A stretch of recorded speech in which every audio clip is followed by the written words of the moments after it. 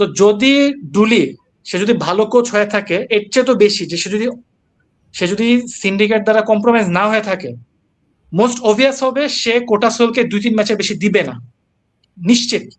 আচ্ছা, এটা হচ্ছে যে যদি আমরা মানে এভাবে চিন্তা করি যে সে তার কাজ ঠিক মতো করছে কিনা, এটার কোনো আর্লিয়েস্ট সাইন সমর্থকরা কিভাবে বুঝবে?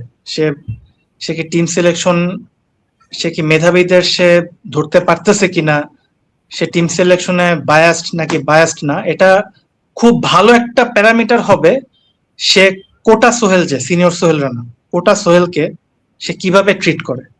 যেটা অবভিয়াস হতে যাচ্ছে, অবশ্যই হওয়া উচিত, না হলে আমি এভাবে বলতেছি যে আপনারা ধরে নেবেন যে ডুলি করাপ্ট। সেটা হচ্ছে কোটা সোহেলকে সে কিভাবে ট্রিট করে। কারণ আপনারা দেখুন যে এই সিজনের শুরুতে যখন বসুন্ধরা কিংস মারিও গোমেজকে এনেছিল, আর্জেন্টাইন কোচ মারিও গোমেজ, সে খুবই খুবই হাই প্রোফাইল ছিল, ইউরোপে কাজ করেছে, লাতিন আমেরিকায় কাজ করে, এবং তার অধীনে মালয়েশিয়ান ক্লাব 2015 সালে এএফসি কাপে চ্যাম্পিয়ন হয়। জোহর দারুল তাজিম, যে মালয়েশিয়ান ক্লাব, তারা এএফসি কাপে চ্যাম্পিয়ন হয়েছিল।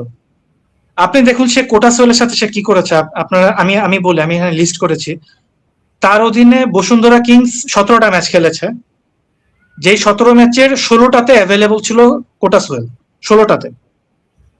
এই 16 ম্যাচের মধ্যে কোটা সোহেল একাদশে স্টার্ট পেয়েছে 6 ম্যাচে। এবং এখানে একটা ক্যাচ আছে, সেটা হচ্ছে যে 6 ম্যাচে, এই 16 ম্যাচের যে 6টাতে সে একাদশী স্টার্ট পায় কোটা সোহেল মারিও গোমেজের আন্ডারে, তার প্রথম 2টা ছিল সিজনের শুরু 2টা ম্যাচ। স্বাভাবিক, একটা কোচ নতুন আসছে, তাকে দেশি সহকারী কোচেরা যে ইনফরমেশন খাওয়াবে সে অনুযায়ী দল করবে, স্বাভাবিক, তার একটু সময় লাগবে প্লেয়ারদের চিনতে। তো সেই হিসেবে সে প্রথম 2 ম্যাচে কোটা সোহেল ছিল, এবং শেষ 4 ম্যাচে কোটা সোহেল একাদশে খেলে। কেন শেষ 4 ম্যাচে, এই 16 ম্যাচে শেষ 4 ম্যাচে কোটা সোহেল মারিও গোমেজ একাদশে ছিল? কারণ সেই 4 ম্যাচে জুনিয়র সোহেল ছিল না, এবং এই 4 ম্যাচের 3টাতে অগাস্তু ছিল না। মানে 4 ম্যাচে জুনিয়র সোহেল ছিল না, এবং রাফেল অগাস্তু ছিল না, ব্রাজিলিয়ান যে দুর্দান্ত মিডফিল্ডার, সেও ছিল না। এই জন্য কোটা সোহেল একাদশে স্টার্ট পেয়েছিল। তো আমি যদি একটু ব্রেকডাউন করি, যে সিজনের প্রথম 2 ম্যাচে যেমন চ্যালেঞ্জ কাপের যে ম্যাচ হয়েছিল সিজন ওপেনার, সেখানে মোহামেডানের সাথে ছিল কোটা সোহেল, 63 মিনিটে সে রেড কার্ড খায়, তাও বসুন্ধরা ম্যাচটা জিতেছিল।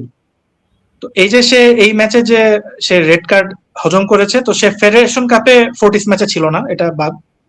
লিগের প্রথম ম্যাচে পিডাব্লিউডির সাথে কোটা সোহেল একাদশে ছিল, তাকে 82 মিনিটে হৃদয়কে দিয়ে রিপ্লেস করা হয়। এবং আমরা দেখতে পাই যে অগাস্তু স্বাভাবিক বিদেশি প্লেয়ার, খুবই ভালো প্লেয়ার, সে থাকবে। হৃদয় খুবই ভালো একজন ডিফেন্সিভ মিডফিল্ডার, তাকেও লাগবে, কারণ অগাস্তুকে কিন্তু ডিফেন্সিভলি কাভারটা দেওয়া লাগবে, কারণ অগাস্তু 2 পার অবস্থা ভালো না খুব একটা। বাকি থাকে কোটা সোহেল নাকি জুনিয়র সোহেলকে নিব। এখানে জুনিয়র সোহেলের দিকে গেছে অবধারিত হবে মারিও গোমেজ, কারণ জুনিয়র সোহেলকে আমরা মাঝে মধ্যে 2-একটা ভুল করতে দেখি, কিন্তু সে হচ্ছে খুব একটা high risk high benefit player. কারণ সে একটা রিস্ক নিয়ে সে খেলে, সে প্রেসের এগেনস্টে সে প্রেস বিট করে খেলাটা কিন্তু ভার্টিক্যালি প্রোগ্রেস করাতে পারে খুব ভালোভাবে। কনফিডেন্ট প্লেয়ার, ভার্টিক্যাল পাসিং গুলো ভালো, অ্যাটাকিং ট্রানজিশনে খুব ভালোভাবে সে উঠতে পারে বল সহ। এবং আমরা ওই ম্যাচগুলোতে দেখেছি যে জুনিয়র সোহেল সেট পিস গুলোতে, কর্নার ফ্রি কিক গুলোতে সে প্রাধান্য পাইছিল বসুন্ধরার হয়ে মারিও গোমেজের আন্ডারে।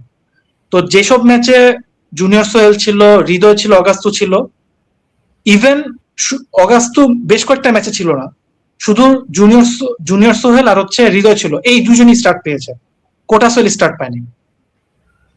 তো এই যে মারিও গোমেজ সিজনের প্রথম 2 ম্যাচে কোটা সোহেলকে দেখলো, দেখে বাদ, একদম বেঞ্চে বসা দিচ্ছে। ইভেন এএফসি চ্যালেঞ্জ লিগের যে 3টা ম্যাচে 2টাতে কোটা সোহেল খেলেই নেই, একটাতে খেলছে জাস্ট সাবস্টিটিউট হিসেবে, নেমে 22 মিনিট খেলছে, সে গেমই পায় না আর।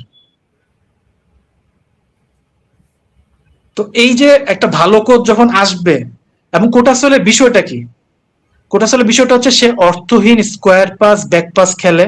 হ্যাঁ, তার একটা ভালো দিক, সেটা হচ্ছে যে সে হায়ার আপ দা পিচ কিছু বল সে ইন্টারসেপ্ট করতে পারে, ট্যাকেল করতে পারে, এতটুকুই। এবং সে খুবই ডিফেন্সিভলি খুবই লায়াবল, সে ডিফেন্সের উপর চাপ বাড়ায়, ব্যাক পাস স্কোয়ার পাস খেলে, তার ভার্টিক্যাল প্রোগ্রেশন প্রায় নাই বললেই চলে। এই যে 2 দিন আগে একটা বাংলাদেশের একটা পেজে খুব ভালো একটা বিশ্লেষণ দেখছি রড্রিকে নিয়ে, যে রড্রি কি ম্যানচেস্টার সিটির ইনজুরি থেকে ফেরবার পর রড্রি কি ম্যানচেস্টার সিটির হয়ে যাচ্ছে কিনা, মানে বোঝা হয়ে যাচ্ছে কিনা। কারণ রড্রি যে তার ওই ভার্টিক্যাল খেলাটা প্রায় নাই বললেই চলে, কুইক ট্রানজিশন। সে অর্থহীন স্কোয়ার পাস ব্যাক পাসে বেশি খেলতেছে, চাপটা বাড়াইতেছে পেপ গার্দিওলা সিস্টেম। তো সেম কিন্তু আমরা বাংলাদেশে কিন্তু এটা ওইভাবে আমরা বিশ্লেষণগুলো করি না আমরা, আনফরচুনেটলি। যা একটু করা হয় আমরা সেভাবে সেই ইয়াটা পাই না, সেই অ্যাটেনশনটা পাই না আসলে, যে টেকনিক্যাল যে বিশ্লেষণগুলো করি।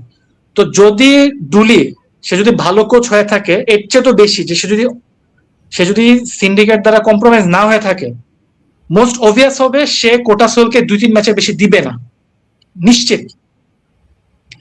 একটা কোচ আসবে, সে একটা প্রসেস মেনটেন করবে, সে যদি ট্রেনিং লিগ দেখা বুঝতে পারে ভালো, কিন্তু সে প্রসেস মেনটেন করে সে সবাইকে গেম টাইম দিয়ে দেখতে চাইবে।